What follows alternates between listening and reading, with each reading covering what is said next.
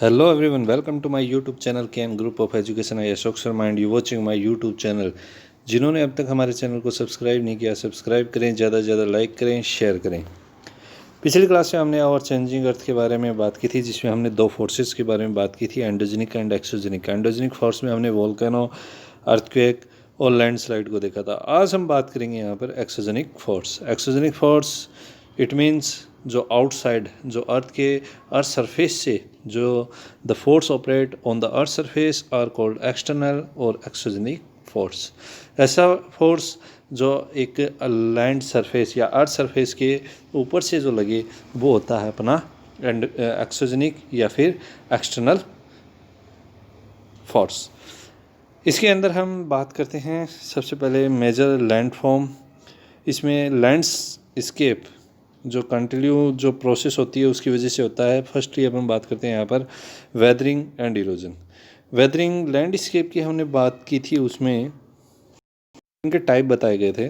Landscape firstly होता है अपना वेदरिंग से। वेदरिंग कि जब एक रॉक जो ब्रेकिंग अप होकर जो अर्थ सरफेस के ऊपर आती है, टूट कर आती है, तो वो होती है वेदरिंग। एंड इरोजन जो is wearing away of the landscape by different agent like water, wind and ice। इनके थ्रू जो है वहाँ से लैंड जो एस्केप होती है उसे बोला जाता है।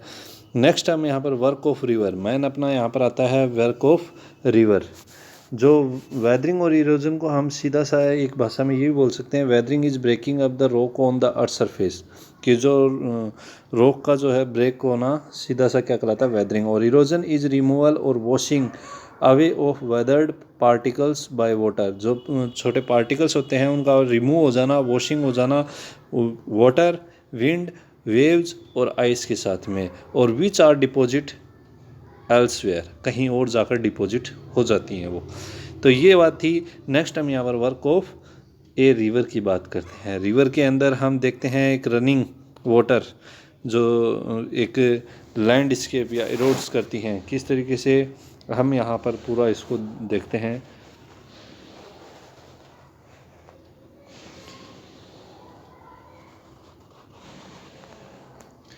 एक रिवर जब अपन साथ फ्लो करती है इधर से, तो फ्लो होने के साथ साथ में वो यहाँ पर जो है अपने मिट्टी को या फिर इनको जो है साथ में अपने साथ में लेकर जाती है। और इसमें सबसे पहले हम वाटरफॉल की बात करते हैं। Waterfall when a river thumbs down over hard rock और डिस्केंट्स डाउन स्टीप स्लोप, कि मतलब एक हार्ड रॉक से नीचे की तरफ जब डलती है तो वो अपना एक वाटरफॉल होता है, उसे वाटरफॉल बोला जाता है। लेकिन वो वहाँ पर जो है थोड़ा सा इरोजन शुरू कर देती है। नेक्स्ट हम बात करते हैं मिएंडर्स की। मिएंडर्स जो है हम रिवर से समझ सकते हैं। रिवर का जब जिस तरीके से ये यहाँ पर आपको पार्ट नज़र आ रहा है, इसी पार्ट को थोड़ा सा इस तरीके से ले लिया जाए,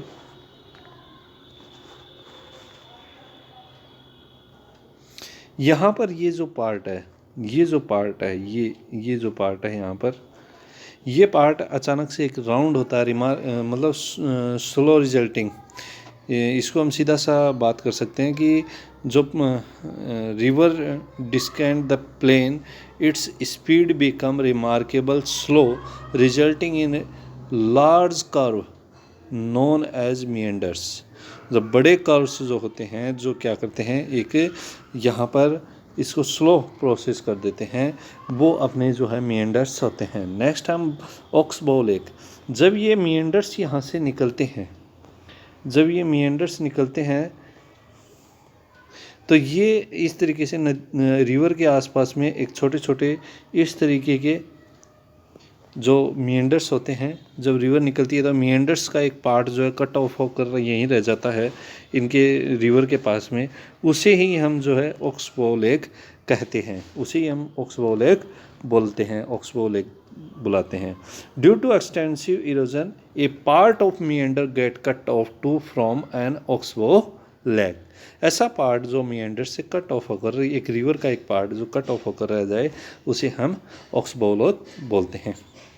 नेक्स्ट हम यहाँ पर बात करते हैं when the river overflow it banks it lead flooding of the neighbour area. बिल्कुल जब रिवर ओवरफ्लो होती है तो वो क्या करेगी, आसपास के जो नेबर एरिया होंगे उनके अंदर जाएगी और उसे हम जो है वहाँ पर फ्लड फ्लो होगा, उसे ही जो है हम फ्लड बोलते हैं। फ्लड एक बाढ़ जिसको बोला जाता है।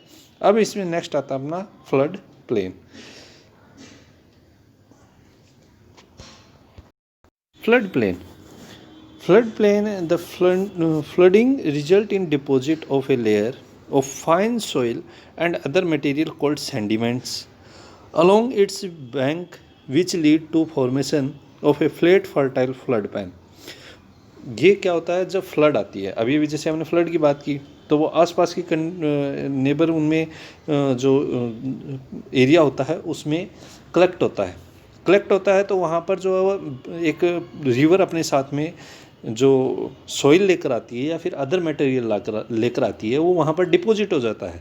और वो जब डिपॉजिट हो जाता है तो वो वहाँ पर जब पानी वहाँ से निकल जाता है वो वहीं पर डिपॉजिट होकर रह जाता है और उसी को वो एक फर्टाइल प्लेन है, वो एक फर्टाइल प्लेन है, मिट्टी का वो एक फर्टाइल प्लेन है और उसी ही हम जो है फ्लड प्लेन या फर्टाइल फ्लड प्लेन भी कहते हैं।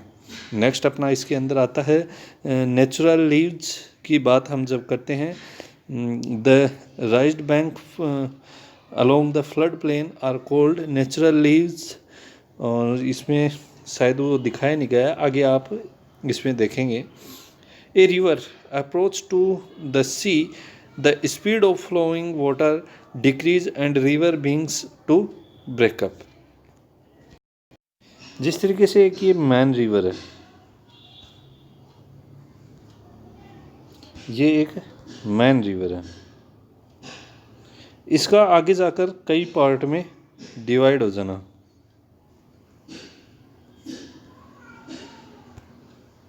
यही जो अपना है डिस्ट्रीब्यूटरी बोला जाता है, breaking river into a number of stream. यही जो है क्योंकि आगे जब रिवर जाती है वो सी की तरफ जाती है तो वहाँ पर उसको छोटे छोटे अलग अलग पार्ट में डिवाइड हो जाती है और इसी को जो है हम डिस्ट्रीब्यूटरीज बोलते हैं। नेक्स्ट अपना आता है रिवर। डिस्ट्रीब्यूटरीज के बारे में जैसे अभी भी बताया। नेक्स्ट हम बात करते हैं यहाँ पर डेल्टा की और फर्स्ट हम इसमें देखते हैं the river become so slow that it began deposit it load. Process इसकी स्लो हो जाती है क्योंकि इसमें लोड कम हो जाता है, पानी कम हो जाता है, डिस्ट्रीब्यूटरीज होते ही अलग अलग पार्ट में बढ़ जाती है।